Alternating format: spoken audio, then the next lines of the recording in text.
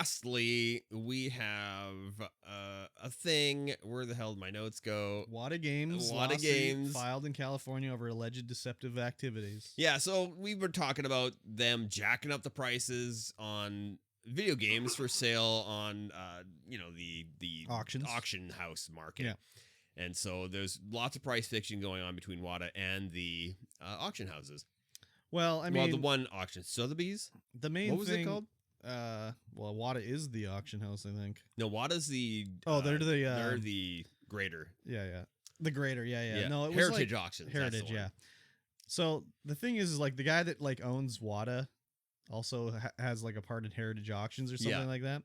So they're saying it's deceptive because they didn't say like he owns it, but it is public. It was public information. Yeah. Like you could find it if you look for it. Oh, They yeah, for didn't sure. just say like, hey, this guy is doing both or whatever. So is it a deceptive?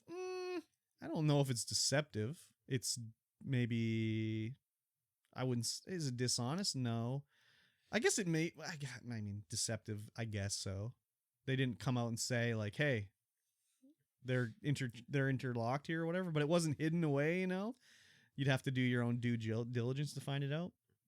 But I mean, we talked about this before when they were selling the like $100,000 thing, and it was like, this has to be just them pumping them up.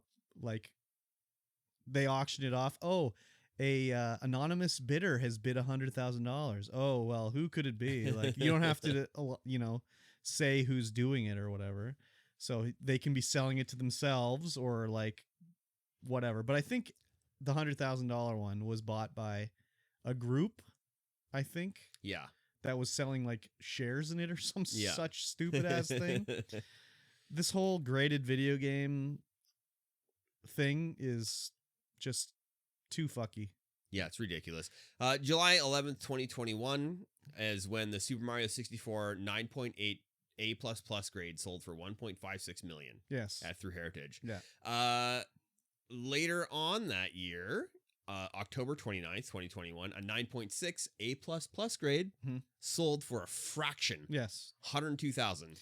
Yeah. So and then in April 22nd, 2022, another copy at 9.6 A++ sold for $57,000. So the first one, I think that was the one that was bought by a group that was like investing in it. But also, I think the one that was bought, I think this story is missing. The first one that was bought was like one of the New York releases where it was like the first printing before the Nintendo was like even out. that was the one where it was just regular Mario Brothers. Yeah. Oh, and it had this is Super Mario 64. Oh, well, that's not even remotely close. So wait, the 1 point what was the 1.56 million was Super Mario 64. Oh, really? Yeah. I thought this was the Mario Brothers one. Okay, then that changes it up for sure. Yeah, I mean, it's obvious, just it's inflated by ridiculous, I don't know, false scarcity. I don't even know what you'd call it. Yeah, I mean, it's not false scarcity because there's a ton of these things out there. Well, I know, but it's like rated so high.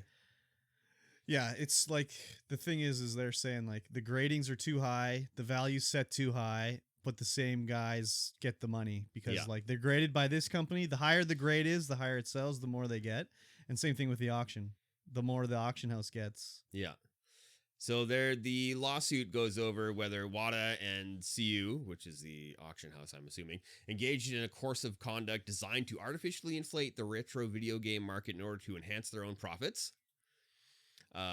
Whether they actually inflated the retro video game market, charged customers for grading services based on artificially higher market prices, advertised unrealistic turnaround times to the public. Oh, for having them graded. Yeah. Yeah, they were taking a long time to do it.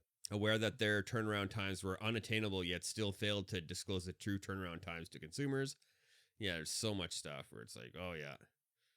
Yeah. Misstatements to customers. But he took 21 months to get his games back that he sent in to be graded. Yeah, the 21 months. Holy. Yeah, the higher the graded, the more they charge for the grading.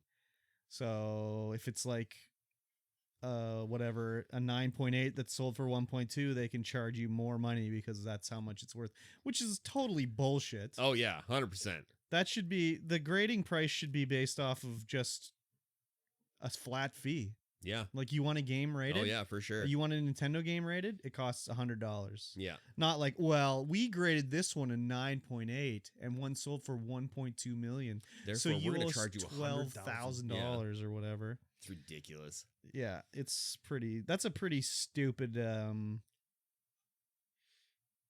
like business setup, really. Oh yeah, for but sure. I mean, if you know this and you send them in, like it's also your own fault for letting them do that to you or whatever. Yeah. So it's pretty ridiculous. It's very ridiculous. Hopefully they get it in the end and they get fined a bunch of money. I mean, they probably made enough already, though. They can cover the fine, whatever. Yeah, probably. Yeah. I don't know. I don't know. Graded video games and all of comics and stuff have never really made sense to me. Because, like, okay, you got a graded video game, but I want to play the video game. Yeah, right. I got a graded comic book. If you grade I it, can't read it's an investment. You're never gonna read it. You're never gonna touch it. It's just gonna sit in plastic. I've got a graded box of Pop-Tarts, but Yeah, I wanted to eat them.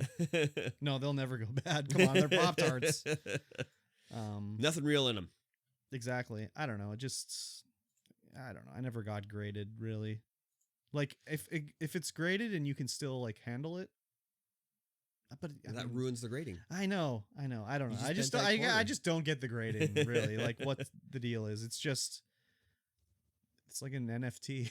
Like it's like yeah, it instantly becomes an NFT. Pretty much, except it's fungible. So I guess it's an FT. Yeah, it's a fungible token. Yeah, exactly. I guess so. Ridiculous. Yeah. Anyways. All right, that's going to bring us to the end of this podcast. Make sure Shorty. you stick around for the after show. Yeah. If you're watching live. If you're watching live, yes. Mm-hmm. If you're not watching live, you could be. And you can hang around for the after show and see all the stuff that we talk about there. Or listen to it on patreon.com/StreamVoidPod. You can do it. Patreon. $1 a month, get you in there. That's all you need. That's all you need. That's like a cool breeze blowing through your wallet. You won't even feel it. You wouldn't even feel it. Just like gone. Exactly. Like, oh yeah, that's good. I paid for that. And Exactly. now I get all this cool bonus content. Set it to auto renew. Yep. All right. We will see you guys again in 1 week's time. Toodles.